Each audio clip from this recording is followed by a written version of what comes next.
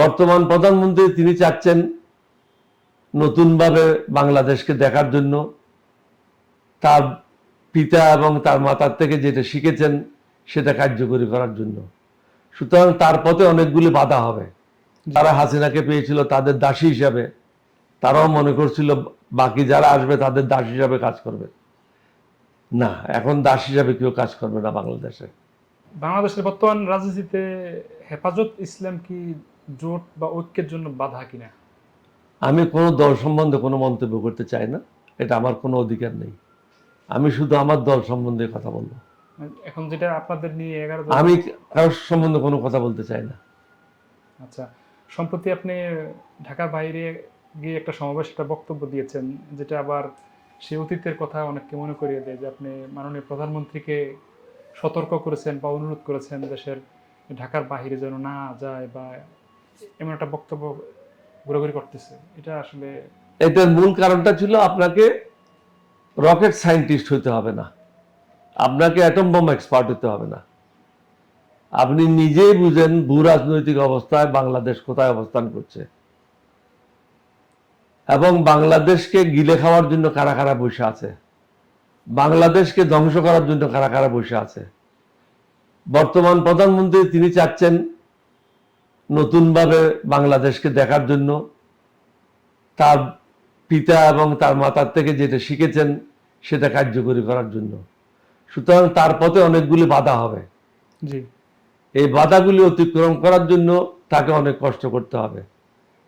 অনেক দেশ আছে তারা, বিশেষ করে ভারত চায় না বাংলাদেশে এগিয়ে যাক।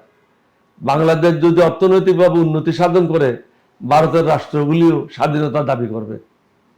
তারাও চাইবে ছোট ছোট দেশগুলি স্বাধীন হয়ে ভারতকে দ্বিখণ্ডিত করার বা বহু অংশে ভাগ করার জন্য, যেটা ভারত কখনো চায় না। তারা অখণ্ড ভারতে বিশ্বাস করে, এটা মুসলমানরাও বিশ্বাস করে। কারণ গাজওয়াতুল হিন্দ হবেই, মুসলমানদের শাসন হবে ভারতে, সময়ের ব্যাপার। ইসলাম ধর্ম সবচেয়ে সকল আসবেই, এটা আল্লাহর হুকুম, আল্লাহর নবীর হুকুম। বেঈমান মুনাফিকরা হয়তো এটা বিশ্বাস করে না। মুসলমানদের মধ্যে অনেক মুসলমানদারি লোক আছে যারা ইসলাম ধর্ম সম্বন্ধে কোনো জ্ঞান রাখে না, নাচ গান নিয়ে ব্যস্ত থাকে। আল্লাহ এবং আল্লাহ রসুল যেটা বলে গেছেন তার বাইরে কোনো কিছুই হবে না। সমগ্র পৃথিবী ইসলামিক শাসনের আওতায় আসবে। কখন আসবে, কিভাবে আসবে, এটা বলা মুশকিল। আচ্ছা, যেহেতু তারেক রহমান সাহেব অনেকগুলি পদক্ষেপ নিচ্ছে, যেগুলি ভারতের তারা মনে করে তাদের কথা মতো চলছে না, কারণ তারা হাসিনাকে পেয়েছিল তাদের দাসী হিসাবে, তারাও মনে করছিল বাকি যারা আসবে তাদের দাস হিসাবে কাজ করবে। না, এখন দাস হিসাবে কেউ কাজ করবে না বাংলাদেশে। আমরা স্বাধীনভাবে আমাদের দেশকে আমরা গড়ে তুলতে চাই। এটা আমাদের দেশ, এটা আমরা যুদ্ধ করে স্বাধীন করেছি। ভারত চেয়েছিল পাকিস্তানকে দ্বিখণ্ডিত করার জন্য, সেটা তারা করেছে। আমরা চেয়েছিলাম স্বাধীনতা, সেটা আমরা পেয়েছি। পাকিস্তান এখন আমাদের শত্রু না, তাদের সাথে আমাদের কোনো বর্ডার নেই। চায়না আমাদের শত্রু না, তাদের সাথে আমাদের কোনো বর্ডার নেই। ইরান আমাদের শত্রু না, তাদের সাথে আমাদের কোনো বর্ডার নেই। সুতরাং এই সমস্ত দেশগুলির সাথে বন্ধুত্ব করতে আমাদের কোনো অসুবিধা নেই। ভারত যদি বন্ধু দেশ হতো তাহলে আমাদের অভিন্ন নদীগুলির পানি বন্ধ করতো না, ভারতে এবং সীমান্তে কাটা তার দিত না, আমাদের সব জিনিসগুলি দখল করে খাওয়ার চেষ্টা করতো না। একটা সময় ছিল যখন ভালো অবস্থান ছিল, মোরারজি দেশাই সাহেবের সময়। মোরারজি দেশাই সাহেব একজন খুব ভালো প্রধানমন্ত্রী ছিল ভারতের। তিনি কখনো বাংলাদেশের অমঙ্গল চায় নাই।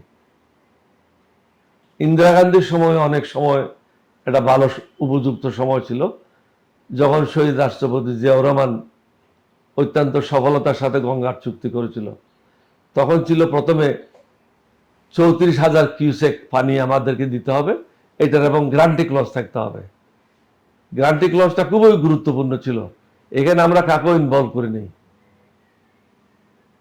দূর থেকে আমি ইনভলভ ছিলাম, প্রত্যক্ষভাবে রাষ্ট্রপতি জিয়াউর রহমান ইনভলভ ছিল। এবং বাংলাদেশে আসছিল জগজীবন রাম।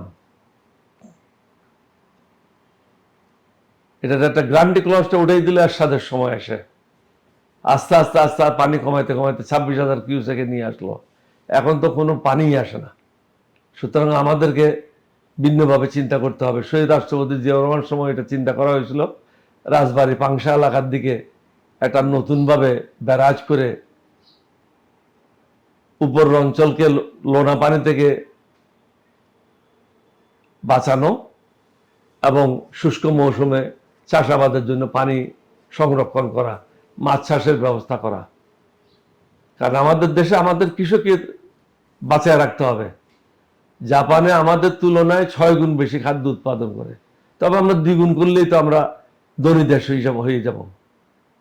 সুতরাং আমাদের যে অভিন্ন নদীগুলি আছে, যেগুলিতে পানি ওরা দিচ্ছে না, এগুলিতে পর্যায়ক্রমে প্রত্যেকটাতে আমাদেরকে ড্যাম বানাতে হবে।